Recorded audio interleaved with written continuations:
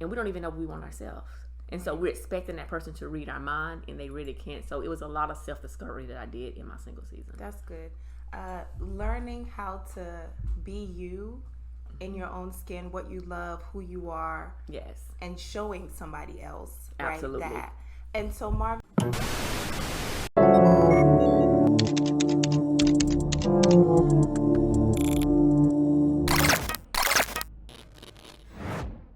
Right, yeah.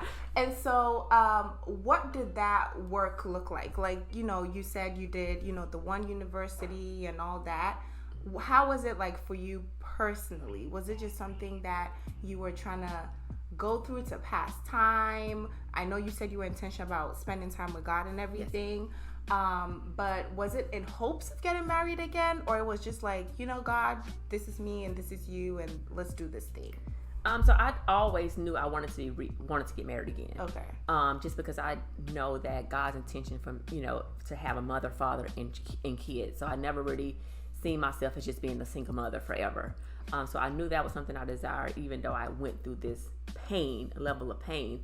Actually, initially when I went through my divorce, I never really thought that me and my ex would marry other people. I was like, oh, we're going to be divorced. We're going to go get our healing done. And then we're going to come back together. Yeah. And just because, when we kind of split, we just had this conversation, not in a conversation saying, oh, we're going to get back together, but a conversation like, okay, we're on good terms. But then you discover that person that you were married to is not the person that you're divorced from.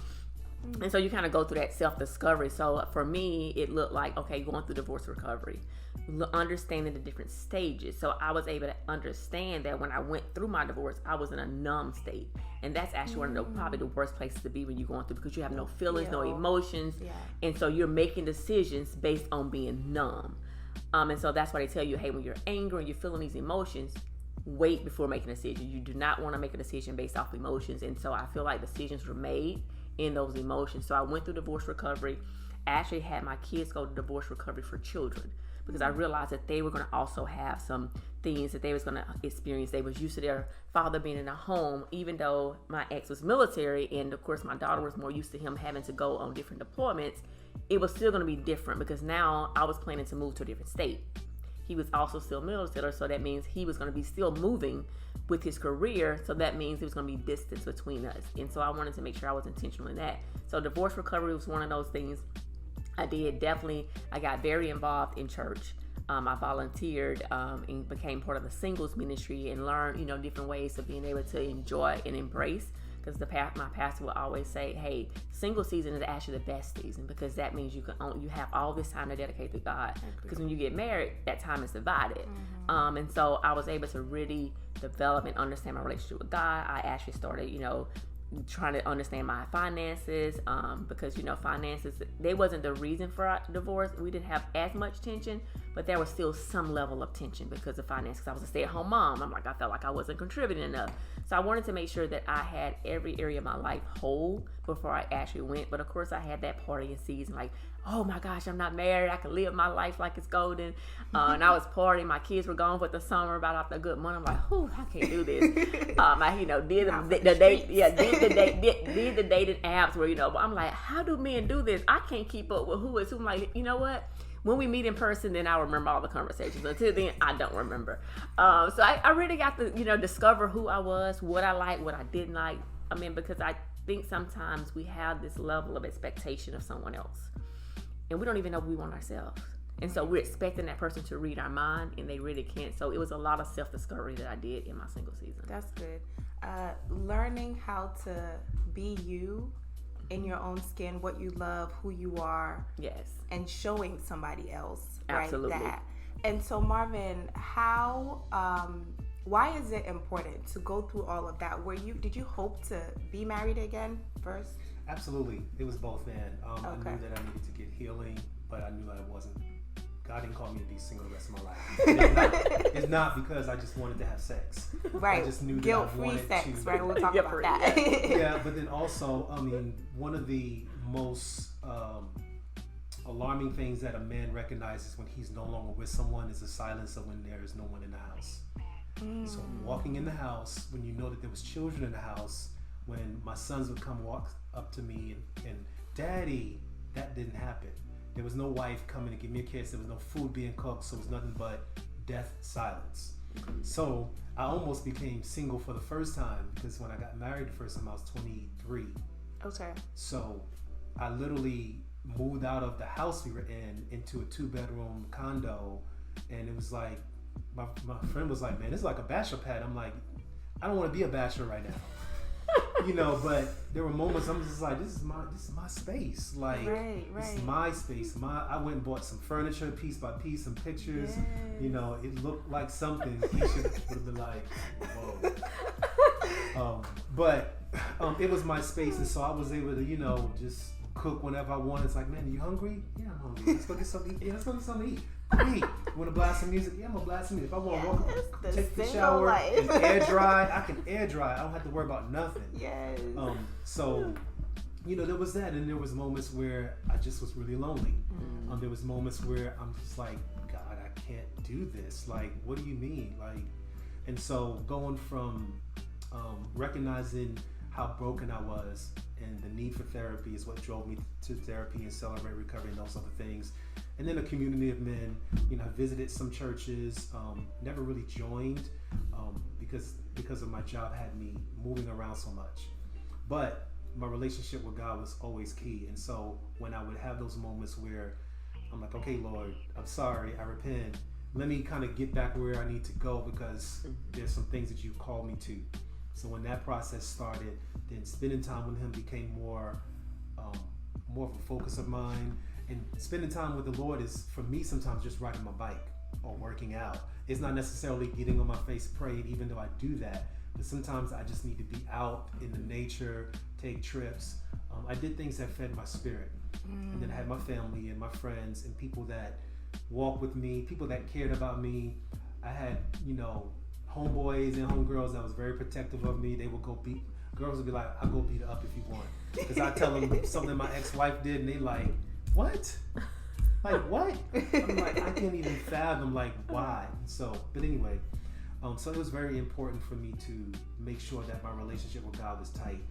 Now, when it came to start dating, I needed to make sure that her relationship with God was tight and I could handle whatever trauma residue is still left. So I would always ask a woman, how's your relationship with your father? Because I knew if your relationship with your father was terrible, then I wasn't going to have anything coming.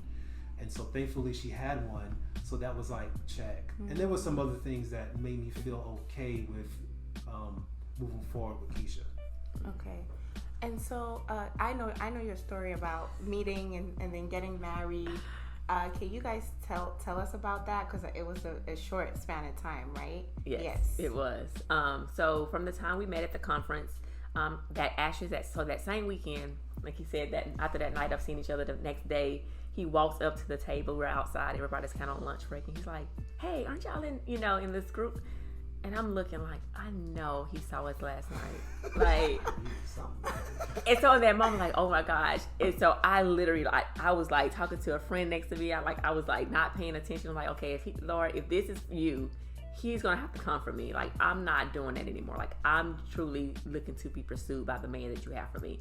And so they kind of, did some exchanging. He was like, well, we're going to go, I think we were supposed to go to Chick-fil-A, but Chick-fil-A was closed. We all ended up going to Popeyes. And so he's like, well, hey, I have a truck. Because we was like, we're going to catch Uber. He was like, I have a truck. Y'all can ride with me. But now it's someone standing with him. And he was like, I'll be right back. So he goes off. He comes back. He's like, hey, can you ride with them? And I can take them with me. And I was like, oh, that was so, I'm thinking, oh my gosh. It was like, it was an awkward moment. But we ended up riding with him.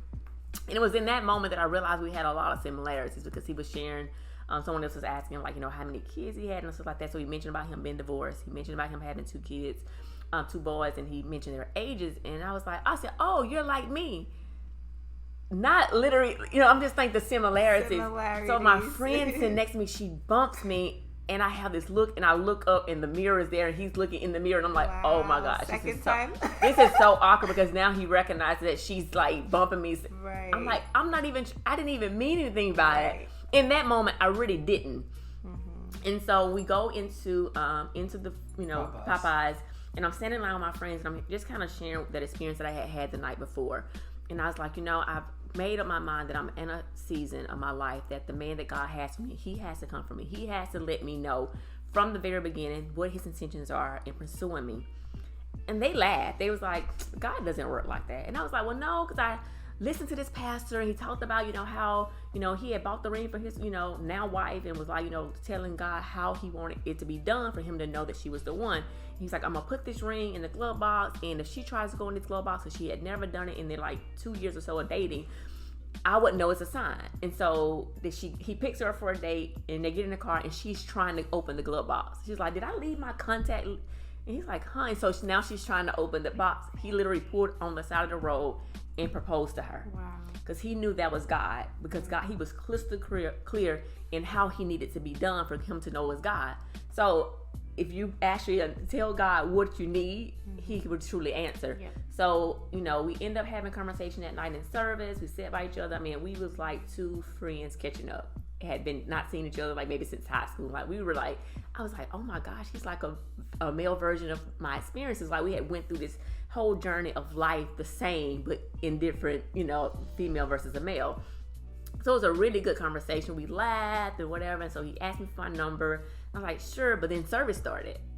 And I was like, oh Lord, you just told me to stop communicating, with these people. And I was just like, I said, ooh, I feel bad. So after the weekend's over, when I get back to town, I'll just tell them hey, I know I gave you my number, but I really, God really. Just kidding. Yes, just in case. Just kidding.